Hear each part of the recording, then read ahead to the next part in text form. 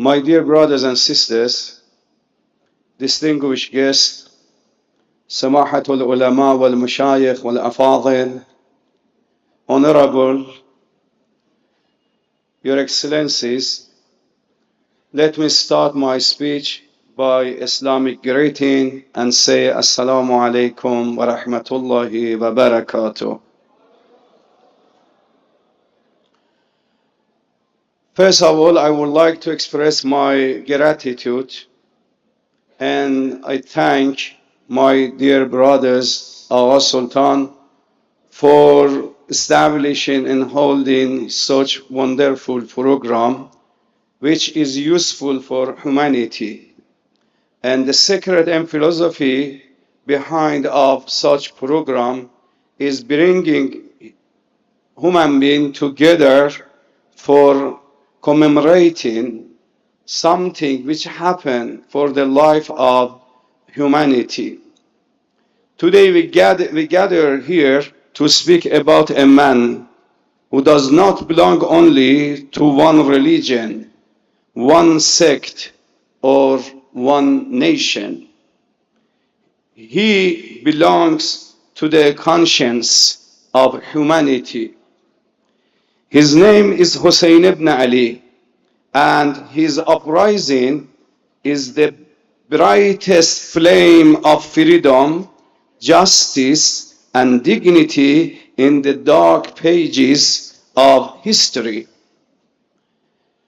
My dear brothers and sisters, this question since long time ago occupied our mind. Why not only Muslims of all sects, but also Christian, Jews, Hindus, and even non-religious humanitarians feel a deep love and admiration for Hussain ibn Ali? For answering this question, let me give you a very short introduction. As you know, people are divided into three categories.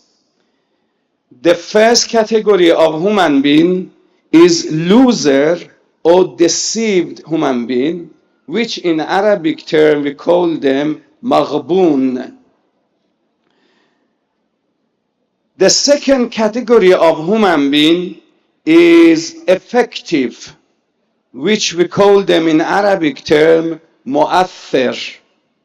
And the third category of human being is universal man or universal presence, which we call them al-wujudul umami. The first category, the deceived or maghboon or loser, is a person who lives a repetitive and limited routine life, never wants to bring change in his life, just his mind only to have the best type of food, the best type of house, the best type of car, and new brand of everything. Such person doesn't have any influence and actually doesn't have any influence and impact in the society. Just he lives for himself and he will die. No one knows that he came and he left. The second type and category of human being is the one, and according to the one tradition and hadith from Imam Kadhim alayhi salam, in which Imam says, Man sa maghbunun man sawa yawmah, means one whose 2 days are equal is a deceived person, is a loser person. And the second category, the effective, is the person who innovates and produces and influences one or more levels of societies. like Einstein, you know him, whose scientific achievements captivated the world, and he had a lot of influence on the societies. Now still we are benefiting from his scientific achievement, like Pasteur, like Edison, and like other people. All nations benefit from their achievements. Because of that, we remember their name and we respect them. They had a lot of influence in the society. But the third category of human being is the universal presence or universal person. Al-wujud al-umami is greater than being merely effective.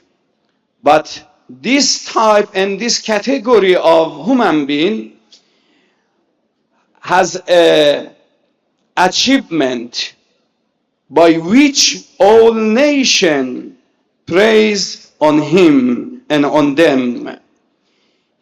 The third category is the one has moved from a personal existence to a universal existence. He moved from individual to the nation. And now at the moment, he's not a single person, but is a nation. Because we know that human being has two aspects. The one aspect of human being is physical reality and material reality of human being, which comes at the certain time in the world and leaves at this another time the world, whether 60 years, more or less. And the second aspect of human being, the spirituality aspect of human being, which can be for everlasting, can be up to day of judgment, can be for 1,000 years, and we remember them. These people are not a single person. According to the Holy Quran, Almighty Allah introduced Ibrahim alayhi salam, Abraham, as a ummah. Kana Ibrahim ummatan. Ibrahim was a nation. And also, Almighty Allah in the Holy Quran produced the Prophet Muhammad sallallahu alaihi wasallam as a nation. He said he is not individual person, but is a universal existence.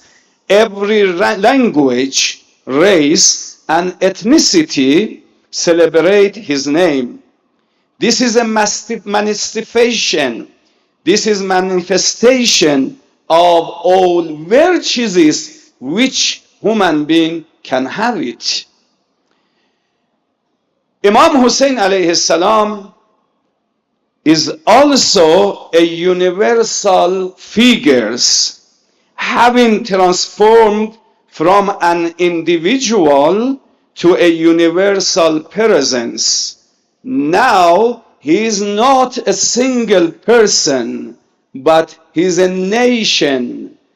Because of that, he will remain forever. He will never die. Always he is alive. It's 1,386 years he was killed and martyred. But still, when you look at this person, you think that he lost his dear brother or sister or his dear father yesterday. I met a person in Iraq and I asked him, do you know why these people are celebrating? He said, yes. Maybe they lost one lovely person of them. I said, yes, it's true. But when he they lost him. Said maybe today or yesterday. Said no, more than 1,000 years. 1,000 years they lost him, but still they cry for him and they commemorate him. However, the question is that why Imam Hussain alayhi salam became a universal person, which never we forget him. And every day, not only every year, every day we commemorate him, we gather for him, whether Muslim or non-Muslim, doesn't matter. Why Imam Hussain came as a nation and universal person? Imam Hussain did not rise for power. He rose for truth. He gave his life for humanity. He gave his life so that humanity could live with dignity. Now, if we have in our life dignity, we got it from Imam Hussain alayhi salam.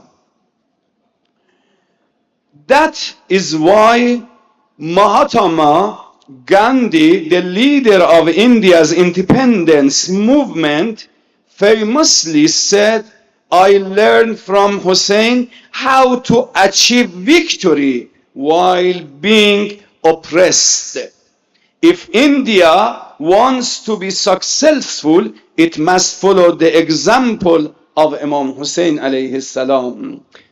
And Gandhi was not alone who praised on Imam Hussain alayhi salam, but the Charles, the great English novelist, remarks, if Hussain had fought to get his worldly desires, then I do not understand why he took his family with him and sacrificed them.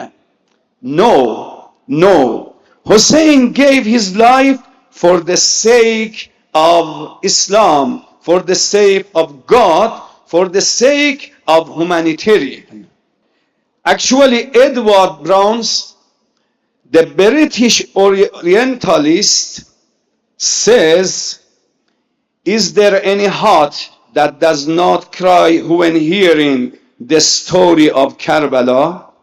Even non-Muslim cannot deny the purity and greatness of this noble sacrifice. However, Imam Hussain alayhi salam, in the day of Ashura, he says that, however, Imam Hussain alayhi salam in the day of Ashura said, if you do not believe in any religion, then at least be free in your lives. And also, as you heard and know better than me, Nehru, the former Prime Minister of India, said, few people in human history have had a profound an impact on the human conscience as Hussain alayhi salam. He shattered the boundaries of religion and race with the force of moral courage. Even Ahmad ibn Hanbal, the founder of one of Sunni schools of thought and jurisprudence, said there is no day in Islam greater than the day of Hussein's martyrdom. Finally, there are a lot of quotes and there are a lot of phrases from different scholars, whether Muslim, Christian, or non-Muslims, has been quoted and said about Imam Hussain alayhi salam. So, Hussain is the voice of human nature. He taught us that first, be free even if you are alone. Do not remain silent in the face of oppression, even if it costs your life. Hussain taught us true faith demands noble humanity and courage morality. That is why not only Shias or Muslims, but every human being with a living conscience respects the name of Hussein.